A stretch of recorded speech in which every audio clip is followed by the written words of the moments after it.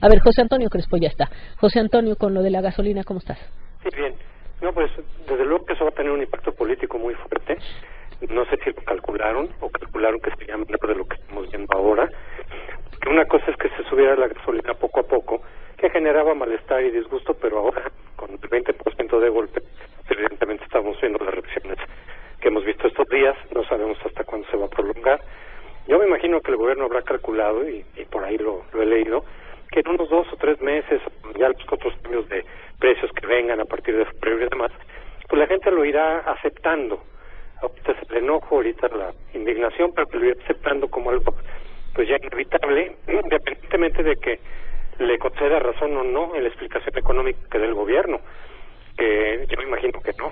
Es decir, hay muchísimos economistas que están diciendo otras cosas. El propio presidente Peña Nieto dijo hoy en su mensaje que no había impuestos, cuando muchos economistas dicen sí hay un impuesto ahí, hay una ganancia para el gobierno mexicano. Una cosa es que se necesite o no para subsanar los gastos, en fin, para hacer frente a la crisis que vivimos, pero Peña dijo que no había impuesto, que todo era absolutamente explicado por el precio internacional del petróleo.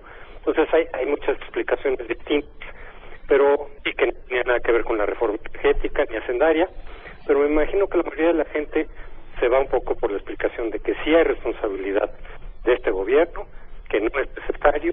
De hecho, la oposición, prácticamente toda la oposición está diciendo que claro que hay que echar esto para atrás o modificarlo de alguna manera. Incluso algunos priistas distinguidos están también ya diciendo, empezando a decir que sí hay alternativas. Entonces, bueno, yo creo que el costo político no lo van a minorar con esos mensajes o con esas explicaciones que está dando el gobierno, el presidente Peña hoy, José Antonio Mir. La gente no lo va a creer, no lo va a aceptar.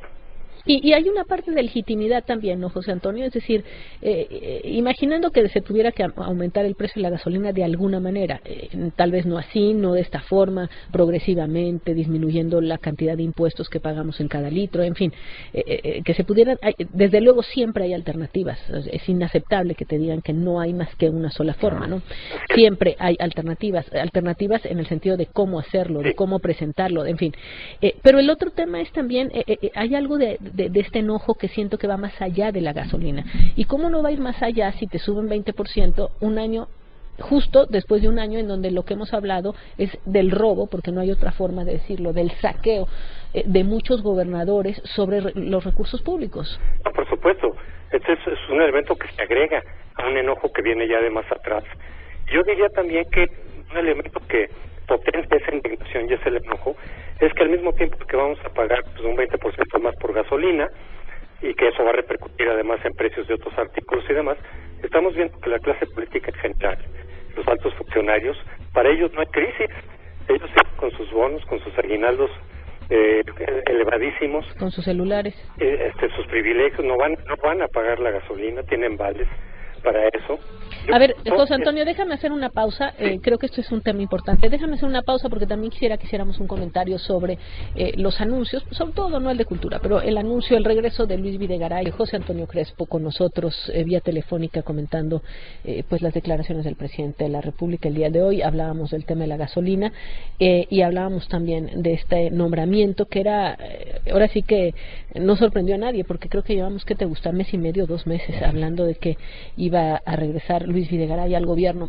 José Antonio, adelante. Sí, desde que ganó Trump, pues ya todo el mundo empezó a decir, bueno, pues va a regresar Videgaray a llevar la negociación con Trump. No se sabía exactamente desde dónde, pero seguramente iba a ser desde el gabinete. Se pensó que podía ser desde Economía, por ejemplo, luego ya se empezó a hablar de la Secretaría de Relaciones, y esa información pues se empezó a difundir ya mucho más en firme, pues hace unas 2 semanas, por lo menos. Entonces ahí no hay sorpresa, ¿no? Sí.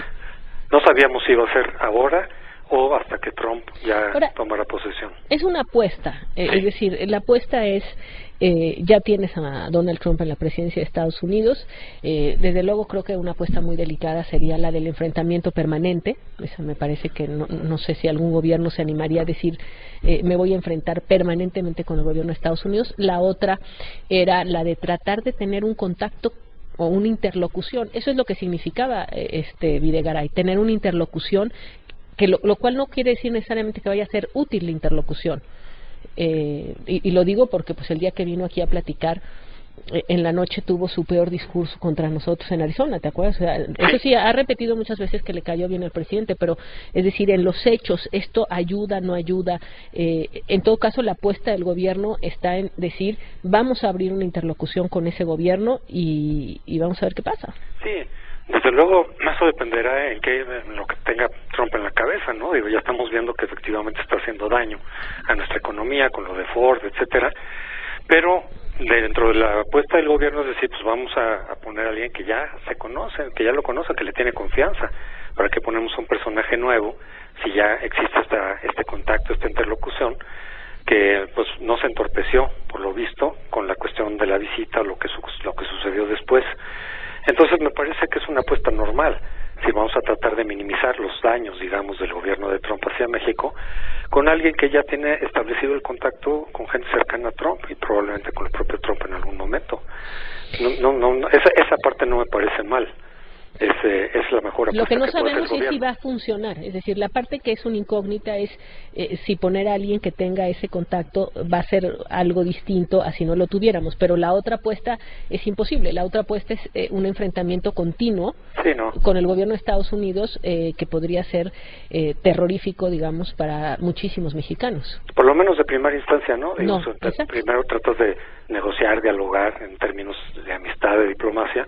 Solo que hubiera una cerrazón por parte del gobierno de Trump, a lo mejor te endureces tú también tu postura, ¿no? Que aparentemente los chinos están haciendo un poco lo mismo.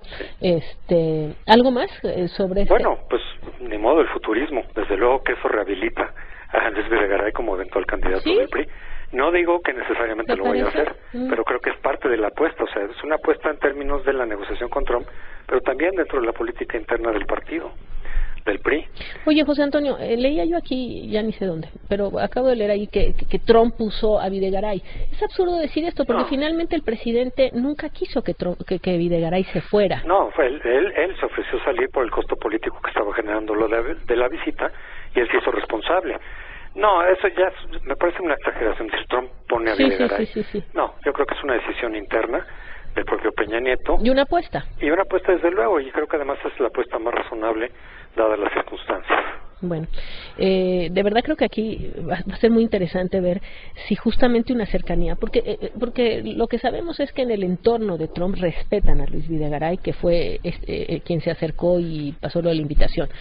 Pero bueno, lo que será interesante saber es si en un personaje tan impredecible en algunas cosas como Trump, porque en otras es clarísimo, todo lo que ha dicho luego se pone a hacerlo, pero impredecible en ciertos elementos como Trump, el tema de la cercanía personal tiene algún peso.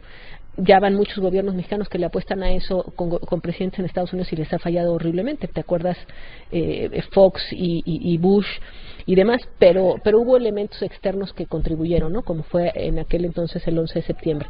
Pero bueno, aquí el tema sería un movimiento defensivo, que es, de entrada voy a poner a alguien que tenga por lo menos un puente con un gobierno que nos es claramente adverso. Sí, porque el gobierno de México no puede controlar qué tanto Trump quiere llevar a cabo sus promesas o no. Esa es una variable que no está bajo su control.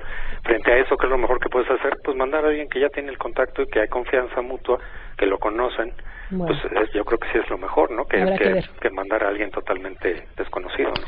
Bueno, pues eso por lo del nombramiento, por el tema de lo de las gasolinas, que pues está explosivo, hay que decirlo. Interesante escuchar a los de la Alianza Mexicana de Organizaciones de Transportistas explicar esta situación, el límite, una lectura límite que ellos hacen acerca de lo que para ese grupo en particular significa, y también para los campesinos, el tema del aumento en el costo del transporte, y lo que significaría particularmente que los podría sacar del mercado o ser el inicio del fin, digamos, de estas organizaciones pequeñas de transportistas. Habrá que, por supuesto, hablar con especialistas que te digan, ¿no?, exactamente qué implicaciones tiene. Pero bueno, en todo caso, así las cosas en estos dos temas. Hay lo técnico, o lo que quieren presentar como técnico, pero también está el elemento que ya hablábamos, que es ese enojo difuso que tiene razones precisas, como en el caso de los transportistas, pero que también se junta a otro más grande, que sería más bien antisistémico, ¿no?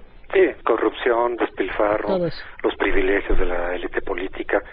que no parecen tener esa sensibilidad de decir, eso de los vales de gasolina, fíjate que no lo había yo visto, pero claro, imagínate en este contexto que los políticos tienen vales de gasolina. Digo, claro. me imagino, estábamos hablando de los diputados, increíble. Y salen defendiéndose que es legal, pues ese es el problema, que legalmente tengan tantos privilegios. Y que lo lógico sería que dijeran, nosotros asumimos nuestra parte y por lo tanto rechazamos los vales de gasolina. ¿Cómo que con vales de gasolina? Bueno. Por supuesto. Gracias.